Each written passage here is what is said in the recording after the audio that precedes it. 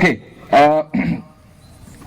this is Christmas celebration, so-called Christmas celebration. I was really wondering what is this, these guys are going to do in the month of November, starting on the Andhra Pradesh Avatarana Day. Isn't it? You know what? Did you understand my Telugu? No. Good. If you don't understand, that's good news. Now, you know, Christmas, the celebration of Christmas is such a peculiar thing for me, especially, you know, when I start thinking about what actually happened and why this university guys are doing this thing. I really don't understand, because whenever I think of Hyderabad Central University, I have very high esteem for you. I came here a couple of times. Last time when I came, it was in that auditorium. I spoke to some nearly 300 to 400 people there, and it was on the Valentine's Day some 7 years ago. Now I'm grown up. Okay, now I have come to Christmas. It took 7 years for me to grow up and come to Christmas, to Central University again. Well, I know you are the cream of the intelligentsia of India. So I have high regards for you, and I don't want to take you for a ride. But when I started thinking about this Christmas, the whole concept of Christmas and why you guys are celebrating it, I was reminded of one person who wrote a novel called Grapes of Wrath. Have you heard of that novel, Grapes of Wrath? Anybody? No one? Wow, this is surprising. Well, then, yeah, only one? Good. Who wrote it?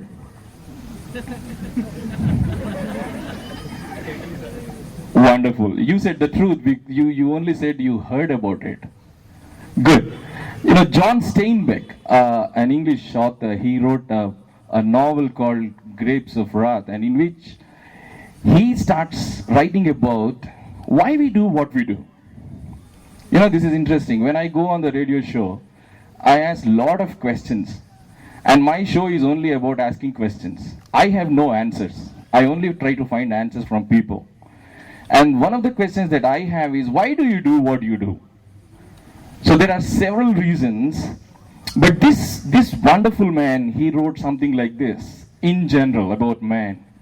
For man, unlike anything organic or inorganic in the universe, grows up beyond his work, walks up the stairs of his concepts, emerges ahead of his accomplishments. Wow, that's something, right? You know, most of the time we do several things, most of the things without thinking why we do what we do. But this man says, we don't limit ourselves with our accomplishments, or we don't limit ourselves with just our concepts that we discover, or the ideas that we come up with, the new ideas that we come up with, the new knowledge that we discover. We want to grow beyond that. What does that mean? He made me think about what he was trying to say. You know, I try to understand this thing. When I try to go beyond what I accomplish, or what concepts that I develop, what am I trying to do? I want to apply the same formula here. Why are we doing what we are doing? It's so surprising. For the last 2,000 years, all over the world, people have been celebrating Christmas. Christmas is not just celebrated only in Hyderabad Central University. And it is surprising for me, because when I talk about the person whose birthday we are trying to celebrate, and I just get astonished at the fact that, you know, people like you, the great intelligent minds of India, are also celebrating Christmas. You are invited to the party of the birth of a person like this. You know what? He was born in a place no one knows. In fact, his mother was riding on a donkey, because his so-called father Joseph, he was also going to register their family's name in what was called the first ever census in that country, like the Sarvajana what is that survey we did in Telangana? So they were also going, and suddenly this lady who was already pregnant by the time, and she didn't have a place to give birth to that child. And you know what happened? They reached their hometown called Bethlehem, which is just around 3,000 nautical miles from this place. And she didn't find a place to give birth. On the way, she gave birth, and they went to an inn, so-called motel or hotel, whatever you call it.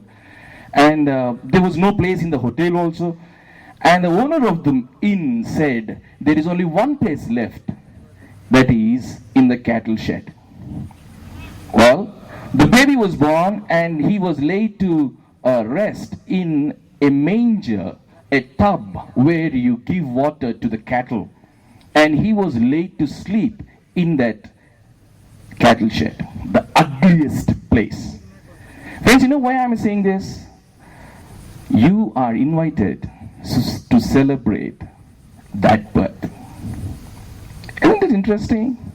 Why are these guys singing about a birth of a person who was born in such, what did I say? I don't know if I can use the word abstract poverty. No way to find. You know, I'm reminded of that day when we had our first child. Of course, we have only one child. My wife gave birth to our daughter, and then in the nursing home, the nurse brought that baby out. Cute little girl. I was so eager to touch her. I was so eager to kiss her. This is my child. And you know, she gave me in my hands. She gave her in my hands, and I took her, and I wanted to just give a kiss. The first kiss. She said, no. You can't touch her. I said, this is my baby. But she said, no, you cannot. Why? She is coming out of the nursing home, the operation theater, the most, what is it called, sterilized place. But she says, no, you cannot touch her. But on that day when Jesus was born, he was thrown into a manger where the cattle was fed. You know, you are invited to celebrate that birth. Isn't it interesting? And this man grew up, and he was just going around. He didn't even visit a university. He was never registered as a student in any university. He was not part of a regular so-called educational system of that day. But he grew up to be an intelligent boy. And one day he was talking to the religious heads of that day. And you know, his knowledge, the questions he asked, I wish he was alive this day. Physically on this earth, I would have had him on my show. You know why? Because Larry King, the greatest talk show host on CNN, he said, if ever I want to interview one person in the whole world, in all of history, it is going to be Jesus Christ. He was such an extraordinary person. Well, he grew up, and he was just going from place to place. And in our language, in this Telangana language, it is called a fakir, you know. He just goes from this place to that place, giving some stories, telling some fables, and then just trying to attract the attention of people. Well, all said and done, he was just going there, coming to this place, going to that place. But Flavius Josephus, a historian, he writes about this man. Flavius Josephus, some of you history students, you must be knowing. He was born just 36 years after Jesus was crucified. That means he was in the same generation. He was the most authentic historian of human history ever. He was the historian of the country called Israel. In fact, he never believed in who Jesus was and his claims. But he went on to write something like this in his book called The Antiquities of the Jews. You know what he wrote? He said, during the days of Herod the king, there was a man called Jesus. And surprising thing is this, you know, a historian writing like this. He says, if it is lawful to call him a man. Why? He was not just a man going from place to place and telling some stories. What he wrote was this. Flavius Josephus, the historian, he says he was a doer of such wonderful things. He touched the blind, lame, and the lame started walking. He touched the lepers, they became clean. And he called a person who was buried for 3 days and he came back to life. He was such a wonderful person who was doer of such wonderful things. But he goes on to write like this. The religious heads of our generation, they put him to cross, but as he promised, on the third day, he rose again. Extraordinary words by an extraordinary historian, which you cannot find in history. Why am I saying all this? The reason is this. If we cannot connect to what we are doing, it is useless. We are just wasting time. When you are invited to a party, and if it doesn't make sense to you, it doesn't connect to you in one way or the other. All these celebrations are futile, no use. These are all waste of time. So let me just look into my own life and see if I can connect to Christmas. I just a couple of days ago I was in Usmania University speaking to those students, and they asked me one question. The question is this: speak about how to change life. Interesting question, right? Inviting a guest to speak about how to change life. Well, I started asking about life in general. You know what? When the word life comes into picture, it's loaded with meaning. Let me ask you this question.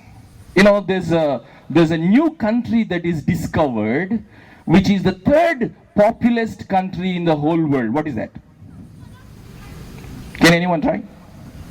Did you get my question? No?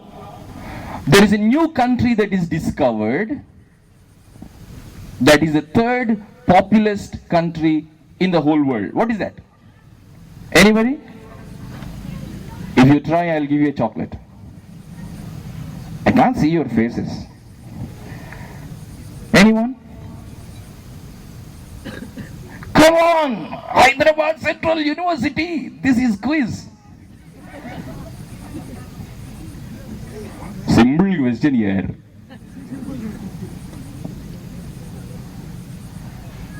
Okay, I have my own chocolate. The country called Facebook. Have you ever heard about something like this? No? This is the third most populated country in the whole world, evolving, growing in numbers day by day.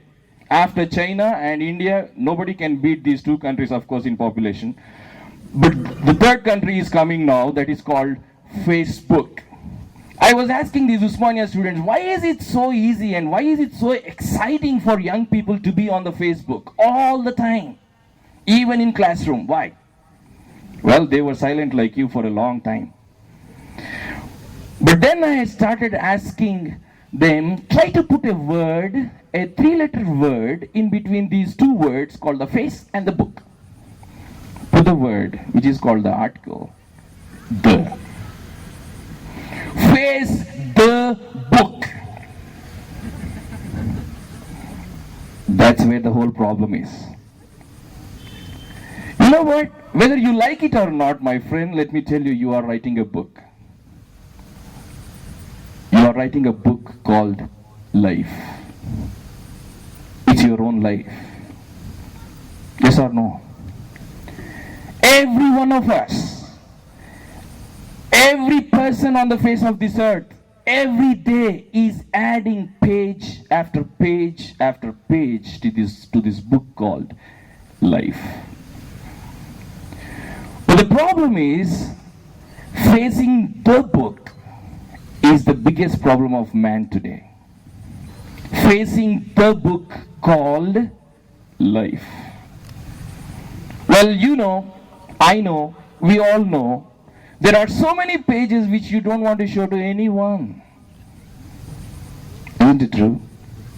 Not even to your mother. If I show all the pages to my wife, the next day I will get a divorce.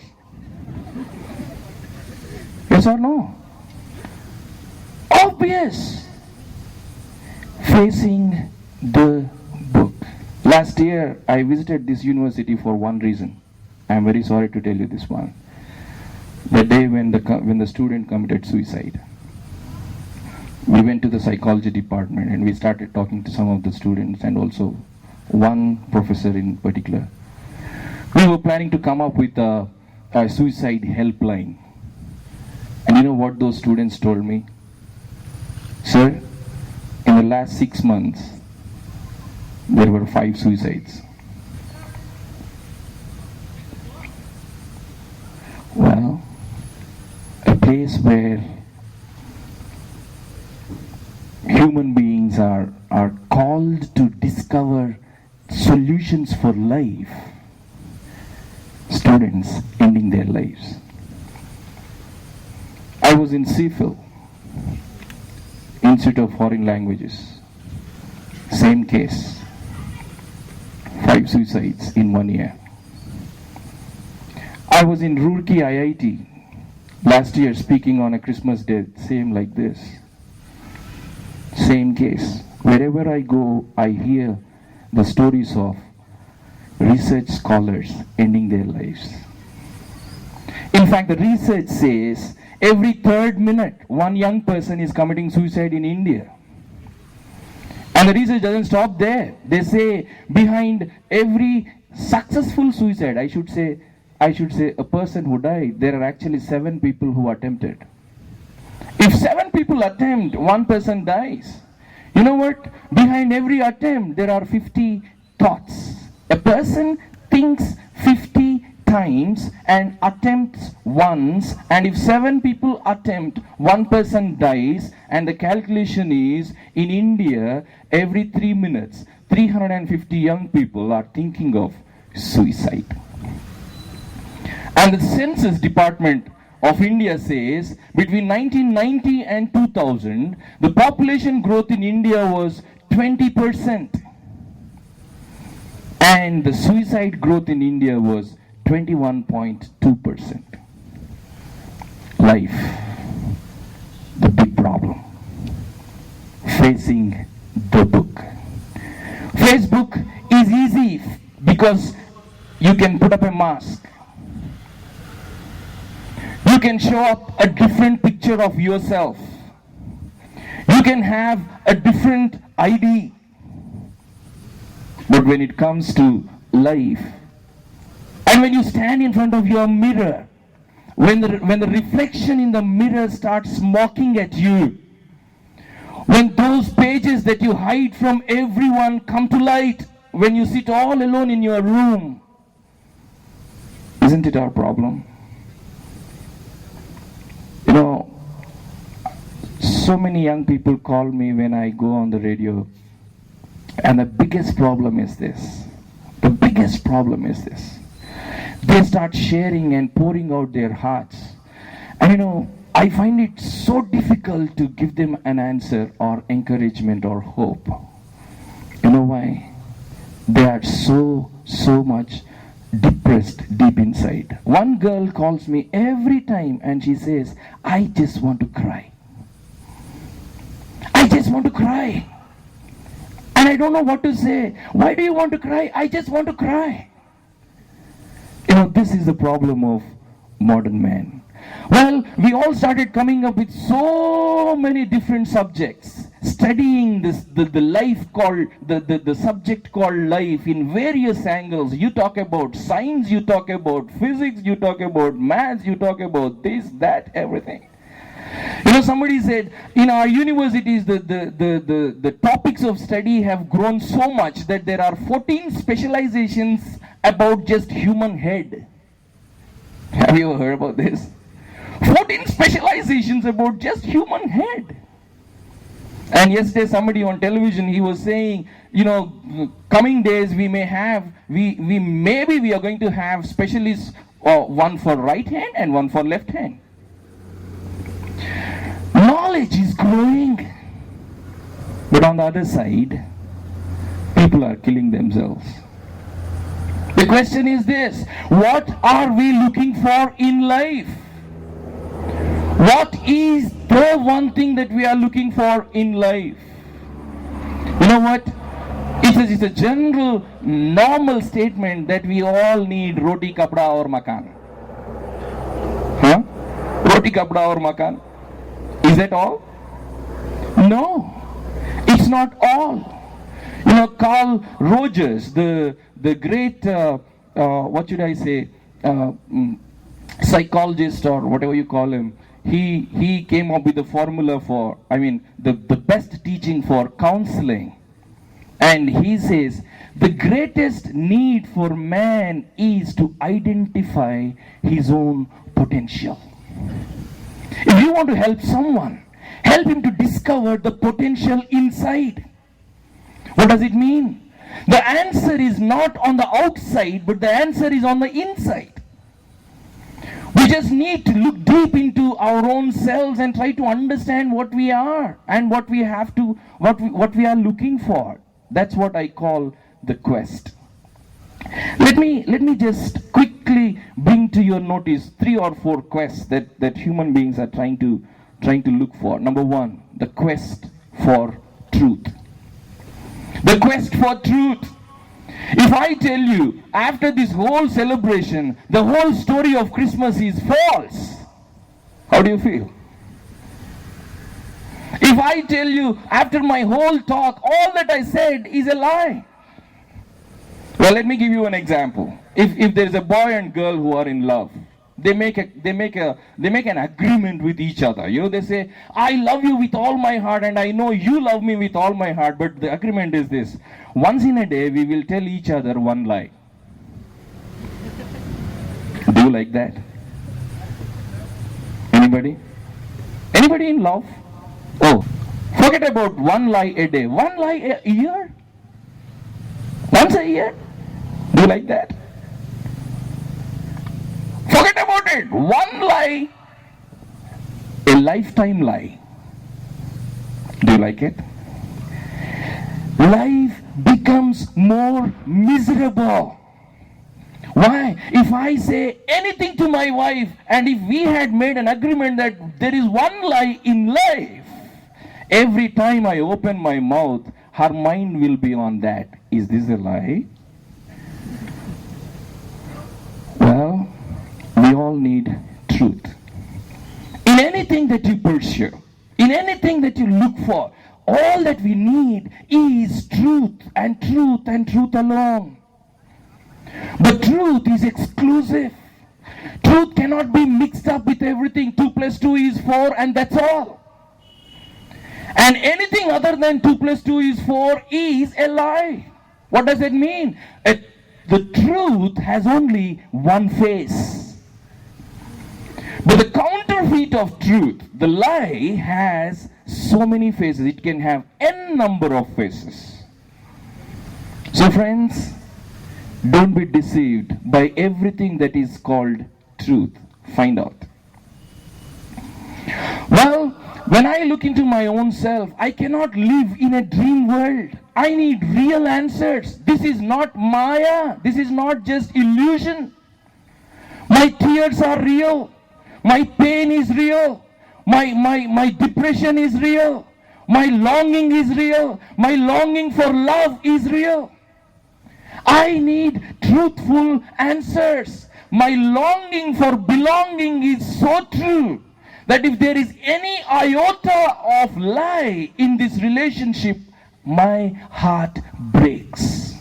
Yes or no? You can't play with truth. Not just truth about how you relate to people, how you relate to your own self. What is the problem of the young people today? I always say this, wherever I go, I always say this because this is out of my research. You know what? You put 1 lakh watt sound system here. You play music and they just dance.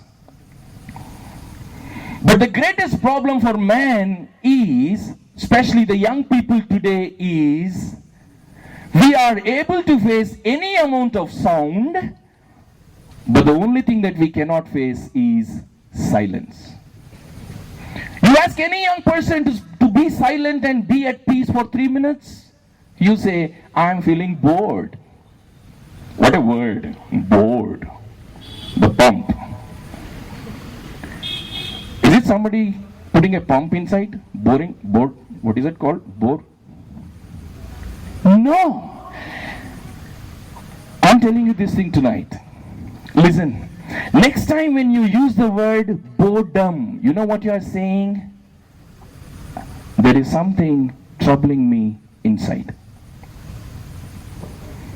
Forget about all those relationships and the problems in the relationships, but the greatest problem I have is relating to my own self. I cannot be at peace with myself when I am all alone. I need liquor. I need some what is it called? I need some kind of fill-ins. I need music, television, internet, dosers. Some people go on to drugs, sex, relationships, spending time with others. The greatest problem is we are not being able to spend time with our own selves. When we stand in front of the mirror, the image is mocking at me. And when I sit all alone, there is a voice coming from inside, and I cannot deny that. It says, I'm going to remind you of all those dirty pages that you have added to your book. Isn't it? The second quest is the quest for, what is it called? Uniqueness. Identity. You know what? Just 3 days ago, that night at 10 o'clock, my daughter, when I went back from office, she caught hold of me and she said, we have to go out now. 10 o'clock in the night. I said, why? She needs a box to keep her pencils and erasers. I said, it is 10 o'clock now. You don't have shops there. The shops are all closed. She said, no, I know one shop that will be open till 11 o'clock. 6-year-old child. And I took her out. We went all the way to that shop. And that lady in the shop, she was showing her the boxes, the plastic boxes. And she was rejecting all of those. She has rejected at least 6 of them. I was surprised why this girl is so particular about picking up something which is not there. I asked her, what is the reason? Why are you rejecting all this? Why don't you like any of those? You know what she said? All these boxes my friends have. I want something different. I want something totally different. There I started thinking, what is she after? You know what? From a small girl who wants to pick up a plastic box to the greatest intellectual living on the face of the earth, the quest is for uniqueness. Why do you have different color on your shirt? Why do you look for different design on your shirt? Uniqueness. That is the deepest desire of human beings. Where does uniqueness come from? Where does significance come from? Does significance of a human being come from the size of a man? No. Significance and uniqueness comes from the identity of a man. We are told we are not human beings. Human being means just matter plus chance plus time. You are just an immaterial material. By some chance, over a period of time, you became a human being. Is that all to human beings? Well, there are deepest questions. That takes me to the third point. Again, going back to my child, my daughter. When she was in first class, St. Anne's School, Secunderabad, I went to pick her up from the school one day after lunch. And the school was over, and while we were walking back to our vehicle, my daughter said, Dad, today we had a discussion during the free time. Discussion? One first class students? Discussion? I thought you should be on the radio show. Well, she said, we had a discussion during the free time. I asked her, okay, what was the topic? You know what she said? First class students sitting and discussing during the break time what happens after death. Can you imagine? First class students. I'm not telling you stories, this is actual fact. She said, Dad, we were discussing about what happens after death. How do you want me to answer her? You know what? Every human being has deepest questions. The quest which starts with the truth, the quest for truth leads man into knowing his own self, the identity problem. And the identity problem leads man into deeper questions. I call it the quest for deeper things, if you may put it this way. The quest for deeper things which are metaphysical, which are not just what you see with your naked eye outside. These are deep inside. You cannot see them, but you long for them. For example, love. What is love? Why do you long for love? I heard of one person who ended life in this campus just because of a love failure. Why is it such a serious problem? Love, what is love? I was looking for the definitions of love. You know, these small little girls, they were asked, what is love? The one 6-year-old girl, she said, when a boy puts on shaving lotion and a girl puts on perfume and both go out onto the park and smell each other. Is that love? Well, when I went to the big minds and the scientists started saying love is just a chemical reaction in the brain.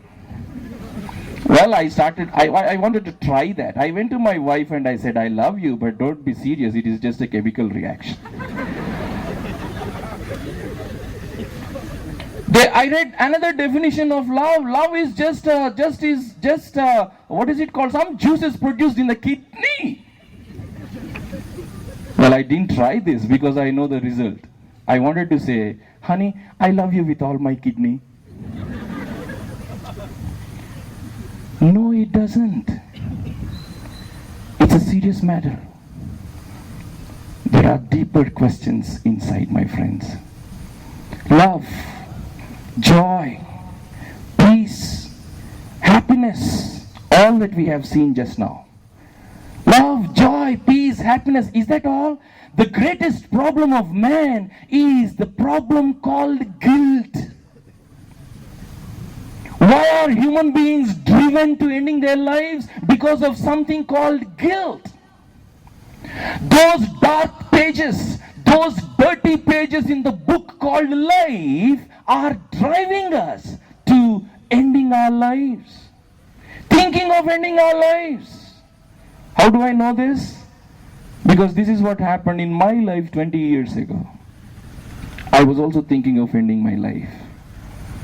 Because there were so many dirty pages in this book called life, which I could not show to anyone. Not even my mother could face these pages. Had she seen, I know nobody will love me if I show the real picture of me inside. That's why a Telugu poet, he wrote a poem like this. Neeku telusina nenu veru, naku telusina nenu veru. You know what does it mean? The John that you know is different from the John that John knows. Friends, on one side, the past is mocking at us. What is the result? The future looks scary. What is the end result? Present becomes restless. The formula is simple. There are so many pages that are already dirtied in that book called life, which are forefathers called sin, the problem of sin, papoham. It is the title given to those dark pages is called sin. And it is destroying us from inside. When those dark pages come to our senses, come to our memory, what is remaining is just guilt. And guilt kills. Is there a serious problem than this? Where can I find an answer? The problem of truth, the problem of identity, the problem of the question of deeper things. Where do I find a solution? Is that in my physics textbook? No, they say this is out of syllabus. Is that in my sociology textbook? No, they talk about all status of life, but they don't talk about my deeper problems. That is the reality. That's why that great philosopher Soren Kierkegaard, he said, man looks for answers in three areas. Number one, he tries to get answer in aesthetic area. Number two, he tries to get an answer in existential reality. Number three, if these two fail, he comes to what is called faith. Unfortunately, he said blind faith. But let me tell you, we all live by faith. Whether you are a science student or a physics student or a math student or whatever it is, you live by faith. Did you know how you sat in that chair? You had faith in the chair, yes or no? If you had any doubt about the chair's capacity to hold you, you would never sit in it, yes or no? You will never get into the bus if you have doubts about the capacity of the driver, yes or no? If I give you a bottle of water, you will never drink if you do not believe me or trust me or have faith in the water at least. Yes or no? Man lives by faith. But in faith, we also look for truth. We also look for identity. We also look for the answer for deeper things. That day when Jesus was walking on the road, this is what happened. He talked about the deeper things. Truth. All our ancestors in India, they taught us Asatoma Sadgamaya. Oh God, lead me from unrighteousness, untruth to truth. Jesus, standing in the middle of the crowd, he said, I am the truth. And deepest questions of human beings, the quest for meaning, the quest for joy, happiness, peace. You know what he said? My peace I give you. The claims of Jesus are so extraordinary, so, in one word, if you can put it, so crazy claims that no human being can ever make. Jesus said, I am the truth. I am the light. I am the life. He not only said, I am going to help you. He said, I am the help that you need. That is why he became the pillar of human history. He became the center, the axis point of human history. The whole history is divided into two based on this person called Jesus Christ. My friends, let me tell you. If you go and ask him, Jesus, what's so special about you? How are you different from others? You know what he says? I have come to seek and save that which is lost. I have come to seek and save that which is lost. We know our past is mocking at us. It is already lost. I cannot do anything about those dirty pages in my book called life. I need help. I need help because the problem is bigger than man. So I need help from above. There is God who created all of us and only He can help. Why? Because every sin is sin against God and it gets an eternal punishment called hell. So Jesus said, I have come to give you life, life in its all abundance, in its fullness. I have come to give you joy, joy, fullest of joy. I have come to give you peace, my peace. Isn't it interesting? Well, did he do that? Well, his birth was unique. His life was unique. His claims were unique. And finally his death on that day when he was brought to be crucified on the cross.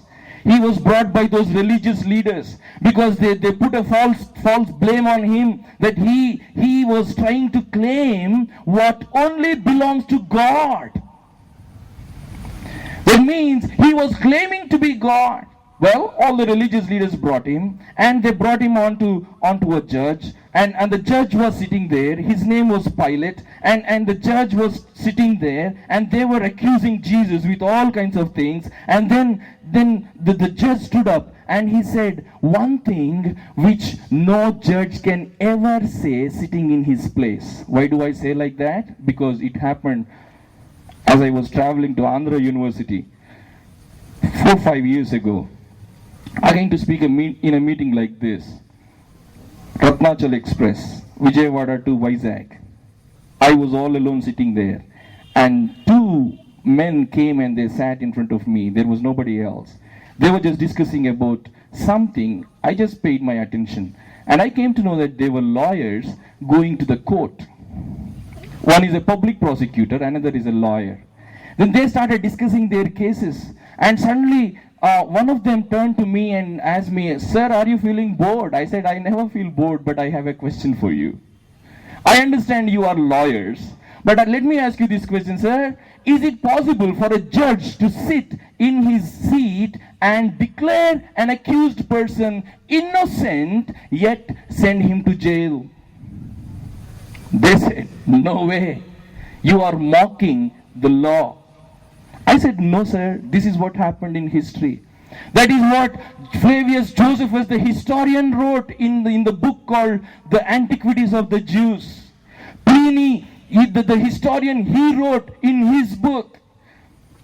There are so many history books that are written about Jesus, and they all claim the same thing. Pilate declared Jesus to be innocent, yet he said, "For your satisfaction, I am sending him onto the cross." Friends, there is something called Human Rights Commission. I'm so intrigued by this Human Rights Commission. If I go to Jesus and say, "Jesus, the judge has declared that you are an innocent person, but still he wants to send you to the cross, to be crucified, to be dead." You know what Jesus would have said? "I have come to lay down my life for all of you. They are not killing me. I have come to die in your place." Friends, Jesus said what no man could ever say in the world. God so loved the world that he gave his only begotten Son, that whoever is on the way to perishing need not perish, but have everlasting life. You know what? You don't need to sit all alone and cry anymore. You don't need those dark pages, those dirty pages need not trouble you anymore. You know why? Because the past is taken care of. The punishment for those dirty things is taken care of by Jesus on the cross. He went onto the cross. He died for our sins. He didn't say, "I am only here to destroy the sinners and save the saints." No, he didn't say like that. He said, "I have come to lay down my life for sinners." Please let me tell you, this is the verse that changed my life. If it was not true, I would have gone buried 20 years ago. Today I go all places and I'm talking about Jesus. You know why? He gave me hope. I don't need to sit all alone and cry. I don't need to sit and worry about the deepest questions of life, because he said, "Your past is taken care of. For your future, I give you assurance, and in the present, I give you peace." Well, how do I get it? Simple. Jesus said, "Put your trust in me." There is only one God who created all of us. Put your trust in him and accept him as your Savior. Confess your sin. Tell him, "I am sorry. Please forgive me." And he will forgive your sins forever. You don't need to sit and cry anymore, brother. Sister, you don't need to sit and cry. You don't need to think about ending your life. Jesus said, "I have come to wipe away your tears." That is the good news of Christmas. You know why the whole world is celebrating Christmas for 2000 years? Just because of one reason. Unto us a Savior is born. Unto us a Savior is born. This is the good news from God. God sending His Son to die in your place and in my place. Let me just leave with this one simple example. There was a boy who was playing on the beach side, and he was playing with balloons. He had one balloon, and the balloon was wrinkled and old, and he was trying to play with the balloon. At a distance, he saw another uncle filling the balloons with hot air, and he was selling those to children. And those children who were buying those balloons, they were leaving those balloons into the air, and those were flying high, and these boys were ecstatic. Those children were ecstatic. But this little boy, to buy those balloons, he started speaking to his balloon. Balloon, my dear balloon, you are the only one I have. Why don't you fly? Can you please fly? And he started blowing into the balloon and started releasing it in the air. Puss, it came down.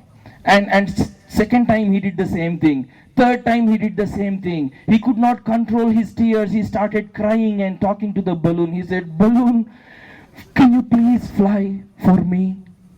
He was depressed. He was crying. Suddenly that uncle saw that boy. This boy was crying, holding a balloon in his hands. And that uncle called him, boy, come here. Why are you crying? And he came with shivering hands. He has shown the balloon, and he said, uncle, this is the only balloon I have. Wrinkled and old.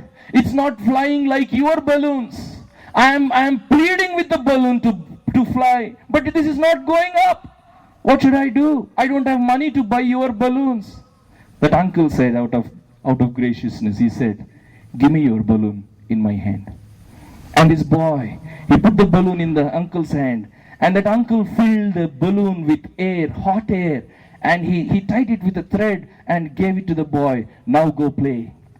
And this boy left the balloon in the air, and it started going high, and he was so ecstatic. He said, wow.